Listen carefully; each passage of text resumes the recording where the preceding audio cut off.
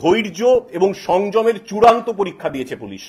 Police অসহায় ছিল না, পুলিশ সংযত ছিল, পুলিশ ধৈর্যশীল ছিল। কিন্তু যদি মানুষকে ঘরে ফিরতে না দেয়া হয় তখন তাদেরকে যাতে নিরাপদে, সেটাও পুলিশের দায়িত্বের মধ্যে পড়ে। তারা আমাদের ফোন করছিলেন, বাড়ি কখন যাব, মা অসুস্থ, ছেলে অসুস্থ, শরীর খারাপ লাগছে, ওষুধ নেই, খাবার নেই। তখন যেটা প্রয়োজনীয় পদক্ষেপ বলে আমরা মনে করেছি সেই পদক্ষেপ আমরা নিয়েছি। 19 জন আমাদের পুলিশ কর্মী আহত হয়েছেন এবং যাদের যাদের এই উস্কানিতে আন্দোলনকারীদের একাংশ যারা আমরা চিহ্নিত করছি সিসিটিভি ফুটেজ দেখে, যারা এই বিশৃঙ্খলায় অগ্রণী ভূমিকা নিয়েছেন এবং ভাঙচুর করেছেন, উস্কানি দিয়েছেন, পুলিশকে মেরেছেন, সেই ফুটেজও আমাদের কাছে আছে। তাদের বিরুদ্ধে আমরা প্রয়োজনীয় আইনি পদক্ষেপ নিশ্চয়ই নেব। আপনারা জানেন যারা চাকরিহারা আন্দোলনকারীরা আছেন তারা গত 10 দিন ধরে রোটেশন ভিত্তিতে পালা করে বিকাশ ভবনের সামনে শান্তিপূর্ণ অবস্থান করছিলেন এবং এই শান্তিপূর্ণ অবস্থান গত 10 দিন ধরে চলছিল আপনারা জানেন। এবং সেখানে পুলিশের প্রশাসনের পূর্ণ সহযোগিতা ছিল, কোনো ধরনের হস্তক্ষেপ আমরা করিনি। তারা শান্তিপূর্ণভাবে চালিয়ে যাচ্ছিলেন তাদের আন্দোলন এবং অবস্থান। গতকাল এই অবস্থানটা একটু অন্যরকম চেহারা নেয়। প্রায় 2-2.5 হাজার আন্দোলনকারী তারা চলে আসেন এবং তারা বিকাশ ভবনে ব্যারিকেড করা ছিল পুলিশের, তারা সেটা ভেঙে ঢুকতে চেষ্টা করেন। পুলিশ সংযত থেকে বারবার তাদের অনুরোধ করে যে শান্তিপূর্ণভাবে কর্মসূচি চালিয়ে যেতে, কিন্তু তারা সেটা কর্ণপাত করেন না।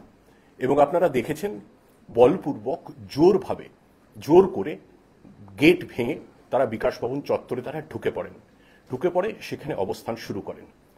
এবং পুলিশ বাধা দেওয়ার চেষ্টা করেছিল, কিন্তু পুলিশকে ধাক্কাধাক্কি করে ব্যারিকেড ভেঙে গেট ভেঙে তারা মূল চত্বরে ঢুকে পড়ে অবস্থান বিক্ষোভ শুরু করেন এবং দাবি করতে শুরু করেন যেখান থেকে তারা কাউকে বেরোতে দেবেন না। এই গোটা পর্ব যখন চলছিল তখন কোনো সংবাদ মাধ্যমে আমরা দেখেছি বলা হচ্ছে অসহায় পুলিশ, দর্শক পুলিশ, এবং গেট ভাঙা হচ্ছে, ভেতরে লোকে বসে যাচ্ছে, পুলিশ কিছু করছে না। পুলিশ সচেতনভাবে কিছু করেনি, কারণ আন্দোলনকারীরা তারা চাকরি হারিয়েছেন, তাদের আবেগের প্রতি পূর্ণ সহানুভূতি, পূর্ণ সম্মান পুলিশ দেখিয়েছে। পুলিশ ধৈর্য ধরেছে, পুলিশ সংযত থেকেছে। বলপ্রয়োগ যদি পুলিশ করতে চাইতো তাহলে সেই সময়ই করে দেয়া যেত যখন গেটটা ভাঙা হচ্ছে, তা করা হয়নি। তারা ঢুকেছেন, অবস্থান করেছেন, তারপরও পুলিশ 7 ঘন্টা ধরে তাদেরকে বুঝিয়েছে। যখন সন্ধে হয়ে আসে 5:30-6টার সময় যখন অফিস শেষ হয়ে যায়, ওই বিকাশ ভবন চত্বরে 55টি সরকারি অফিস আছে, নানা গুরুত্বপূর্ণ দফতর আছে, সেখানে প্রায় 500-600 কর্মী তারা ওখানে কাজ করেন। তারা সন্ধ্যের পর বেরোতে চান এবং যারা আন্দোলনকারী যারা ভেতরে বসেছিলেন তারা একই অবস্থানে তারা অনড় থাকেন, আমরা কাউকে বেরোতে দেব না। তারপরেও পুলিশ কিছুই করেনি। 1.5 ঘন্টা 2 ঘন্টা ধরে বারবার তার অজস্র ভিডিও ফুটেজ আছে, সেগুলো কোনো সংবাদ মাধ্যমে দেখানো হচ্ছে, কোনো সংবাদ মাধ্যমে দেখানো হচ্ছে না। কেন দেখানো হচ্ছে না আমরা জানি না, এটা ইচ্ছাকৃত বা অনিচ্ছাকৃত আমি জানি না। পুলিশ বারবার মাইকিং করেছে, সেই সমস্ত ভিডিও ফুটেজ ক্লিপ আমরা আপনাদের শেয়ার করে দেব। তারপরেও তারা অনড় থাকেন না, আমরা বেরোতে দেব না। ভেতরে যারা অবরুদ্ধ ছিলেন তাদের থেকে প্যানিক কল আসতে থাকে। অনেকে অসুস্থ ছিলেন, বয়স্ক মানুষ ছিলেন, মহিলা ছিলেন, তারা বলতে থাকেন যে আমাদের বেরোতে দিন। একজন সন্তান সম্ভব বা মহিলা ছিলেন, অসুস্থ বোধ করছিলেন, তিনি বাড়ি যেতে চাইছিলেন। এক তরুণী, তার মায়ের শারীরিক অবস্থা অত্যন্ত গুরুতর, তিনি বলেছিলেন ওষুধ দিতে দেরি হয়ে যাচ্ছে, আমাকে বেরোনোর ব্যবস্থা করে দিন। আমরা চেষ্টা করেছিলাম বারবার, যতবার চেষ্টা করেছি আমরা ততবার প্রতিরোধ এবং উচ্ছৃঙ্খল বাধা এসেছে এবং বারবার আটকে দেওয়া হয়েছে, না কাউকে বেরোতে দেওয়া হবে না। এটা তো চলতে পারে না। তখন বাধ্য হয়ে মরিয়া হয়ে এক তরুণী, আপনারা দেখেছেন তার ছবি, মেজেনাইন ফ্লোর থেকে নিচে ঝাঁপ দিয়েছেন, তার পা ভেঙেছে, তিনি গুরুতর আহত, গুরুতর অসুস্থ। আমরা তারপর মাইকে বারবার অ্যানাউন্স করি যে আমরা নিরাপদে এদের যারা অবরুদ্ধ আছেন আপনারা শান্তিপূর্ণ আন্দোলন চালিয়ে যান, অবস্থান করুন, কোনো অসুবিধে নেই, কোথাও কোনো অসুবিধে নেই, বিকাশ ভবনের এই চত্বরেই করুন। কিন্তু আপনারা দয়া করে যারা ভেতরে আটকে আছেন, বিনা দোষে আটকে আছেন, তাদের বাড়ি ফিরতে দিন। কিন্তু তারা কর্ণপাত করেননি।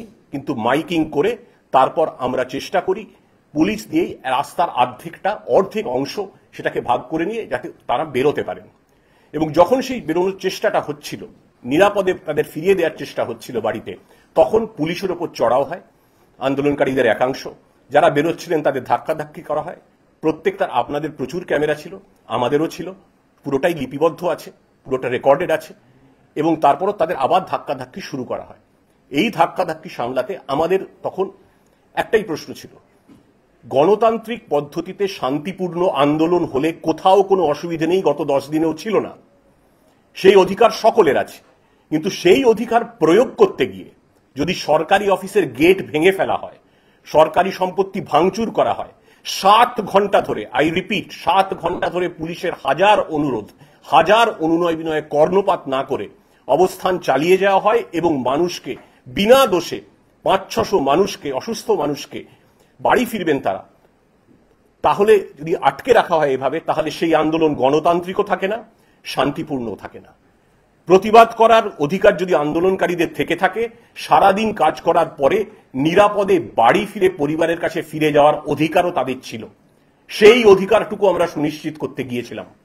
বলপ্রয়োগ করার কোনো ধরনের উদ্দেশ্য আমাদের ছিল না। করার উদ্দেশ্য থাকলে সেটা গেট ভাঙার সময় করে দেয়া হতো, করা হয়নি। কিন্তু যখন তাদের বের করার চেষ্টা করা হলো, তখন পুলিশের ওপর ইট বোতল এলো এবং যারা বেরোচ্ছেন তাদের শারীরিক প্রাণ সংশয়ের ঝুঁকি থাকতো।